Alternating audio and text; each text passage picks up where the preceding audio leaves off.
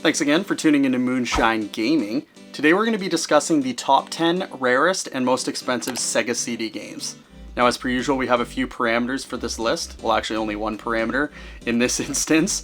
We're not going to be including any case variants on the list. Now, we're going to be using North American complete inbox pricing. So what this means is that the game case, instruction manual, inserts, game disc, and the foam insert are going to be included for all the prices on this list. So without further ado, let's get into it. First up, we've got Lunar Eternal Blue. This is an RPG game that was released in 1995. The game is a sequel to the game Lunar the Silver Star and expanded on the story and gameplay of its predecessor. Set 1,000 years after the events of the Silver Star, the game follows the adventure of Hiro, a young explorer and adventurer who meets Lucia, who's a visitor from a faraway blue star, becoming entangled in her mission to stop Zofar, an evil, all-powerful being, from destroying the world. The game took the Sega CD's hardware to the max.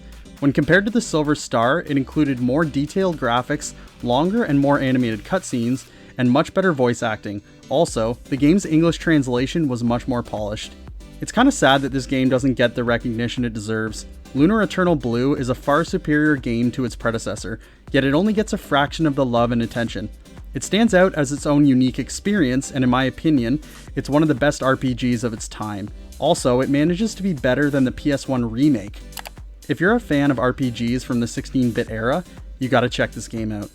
This game's worth $420. Next up, we've got Radical Rex. This is an action platforming game that was released in 1994. Radical Rex was released in North America alongside similar versions for the Super Nintendo and Sega Genesis, although the Sega CD version is the most expensive by a long shot. Radical Rex is a fire-breathing T-Rex on a skateboard who has to save the dinosaur race, who are all under the spell of an evil creature. The game is set in the prehistoric age and consists of 10 levels. You take control of Rex and use your skateboard to glide down hills, jump, kick, and breathe fire.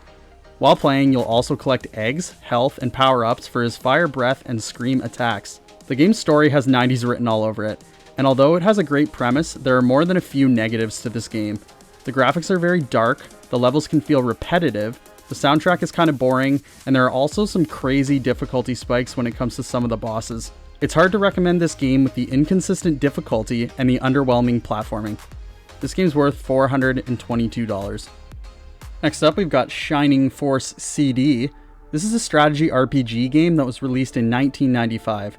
It's actually a remastered compilation of two earlier Shining Force titles, Shining Force Gaiden, which was only released in Japan, and Shining Force The Sword of Hadjia.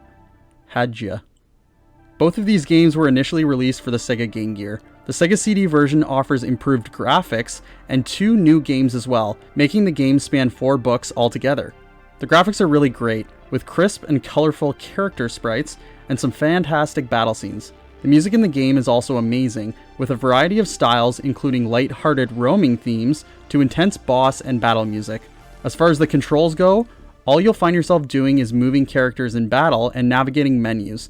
The game makes these things simple enough. Shining Force CD is a must-have for fans of the series, as well as RPG fans who enjoy strategy elements and a linear story progression. This game's worth $442. Next up, we've got Fatal Fury Special. This is a one-on-one fighting game that was released in 1995. Fatal Fury Special is an improved version of SNK's 2D fighter, Fatal Fury 2. The objective is still to win the tournament by defeating all other fighters, including the end boss Wolfgang Krauser. At first glance, the graphics look colorful and solid, but unfortunately once you start playing the game, the animation feels very choppy. In turn, this actually makes the game pretty hard to control. Unfortunately, the sound effects and voiceovers aren't much better. Sound effects are muffled and minimal, and the voices sound grainy. They also completely remove the announcer's voice. What a rip. Fortunately, the music in the game is great. All the original music from the Neo Geo version was ported over, and it all sounds fantastic. As a bonus to Sega CD owners, one exclusive character was added to the roster, Ryo Sakazaki from Art of Fighting. He looks and plays quite well, and uses most of his techniques from Art of Fighting 2. Overall, Fatal Fury Special is a subpar port of a superb Neo Geo game. It's a shame because the Sega CD was more than capable of producing an excellent port that would have blown gamers away. All negativity aside, it's at least a cheaper alternative than having to buy a Neo Geo console and that version of the game. Plus, the CD can double as a soundtrack CD with some pretty awesome tunes. This game's worth $458. Next up, we've got Lords of Thunder. This is a side-scrolling shoot-'em-up game that was released in 1995. The game was initially released for the Turbo Duo in 1993 and was then ported to the Sega CD in 1995. Most would say the Turbo Duo version of this game was the better version, with sharper and brighter colors, although the Sega CD version still holds up pretty well. The game is centered around the world Mistral's confrontation with the reawakened evil god, Deorik, and his dark generals. As the player, you take control of the legendary knight Drac and set off to defeat Deorik's army in 7 different stages. The first 6 stages, which can be selected in a manner similar to Thunder Force 3.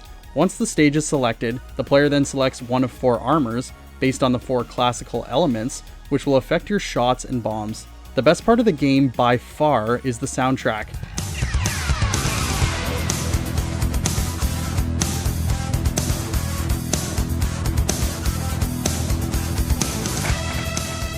The game's filled with raging guitars, high-speed snares, and crazy solos. Stereo is used in full effect here, providing serene background chords to balance out the insane electric edge. It's incredible. The music is what makes this game worth playing. The music is what gives it intensity, and the music makes you forget that the shooter you're playing isn't actually as great as many other side-scrolling shooters. Not to say that Lords of Thunder is a bad shooter at all, it's just that the music is amazing. You need to hear this game. This game's worth $463. And now we're going to do a quick word from the sponsor of this video. Psych. Of course nobody's sponsoring this video.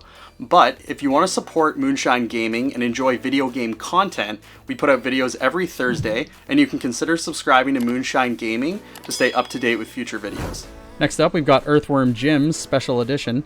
This is a run-and-gun platforming game that was released in 1995. You take control of Jim, who wears a robotic suit and battles the forces of evil. The game is a 2D side-scroller, and you must maneuver Jim through the levels while avoiding obstacles and enemies. You can use Jim's gun to shoot enemies, or his head as an actual whip for attacking enemies as well.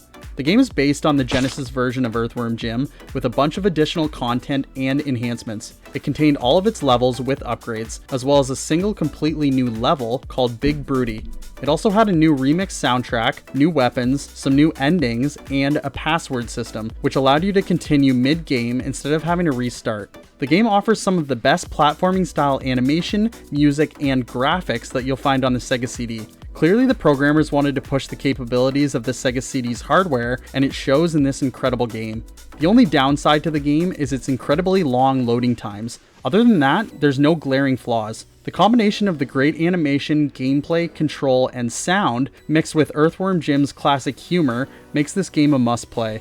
This game's worth $597. Next up, we've got Popful Mail. This is a side-scrolling platform game that was released in 1995. The game was initially released for the NEC PC 8801 computer back in 1991. That's a mouthful. It was then ported to the Japanese Sega CD, Super Famicom, and PC Engine in 1994, and all versions actually had different developers. Shortly after, the game was given its first English translated release for the North American Sega CD in early 1995. At the beginning of the game, you take control of Popful Mail, who's a scantily clad elf warrior / bounty hunter who's in search for bad guy Muttonhead.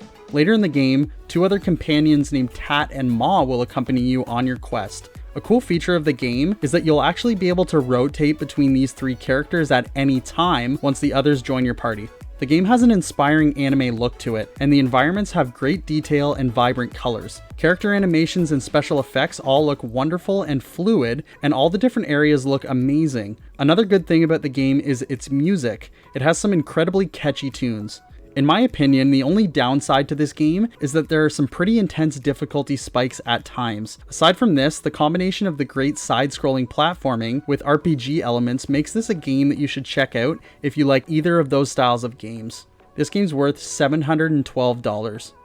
Next up, we've got The Space Adventure. This is an adventure game / visual novel that was released in 1995. In the game, you take control of the protagonist, Cobra. While waiting in a bar for his partner, Cobra encounters a beautiful bounty hunter named Jane, and shortly after, he discovers that Jane is actually hunting him. But everything changes when Crystal Boy, Cobra's archenemy, appears on the scene.